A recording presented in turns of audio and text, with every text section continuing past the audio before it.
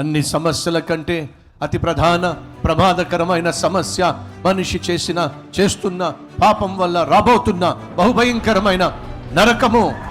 అగ్ని ఆరని పురుగు చావని ఆచాలము. ఆ అగ్ని ఆరని పురుగు చావని భయంకరమైన నరకము నుండి నిన్ను నన్ను రక్షించడానికి యేసుక్రీస్తులో ఈ లోకానికి వచ్చాడు. నా స్థానంలో శుక్రవారం నాడు 2000 సంవత్సరాల క్రితం శిలువలో మరణించాడు. మనం చేసిన ప్రతి పాపము నిమిత్తము ఆయన శిక్ష భరించాడు. ఫలితంగా మనకు రావాల్సిన శిక్ష అంతటిని కూడా కొట్టివేశాడు. అంతేకాకుండా ఆయన దేవాది దేవుడని మరణాన్ని జయించగలిగినటువంటి మహాశక్తి కలిగిన మహాదేవుడని నిరూపిస్తూ ఆదివారం మరణాన్ని గెలిచి తిరిగి లేచాడు. ప్రపంచాన్ని సృష్టించిన దేవుడు పాపిష్టి మనిషి కోసం మరణించాడు, కానీ ఆయన సమాధిలో లేడో, తిరిగి లేచాడో.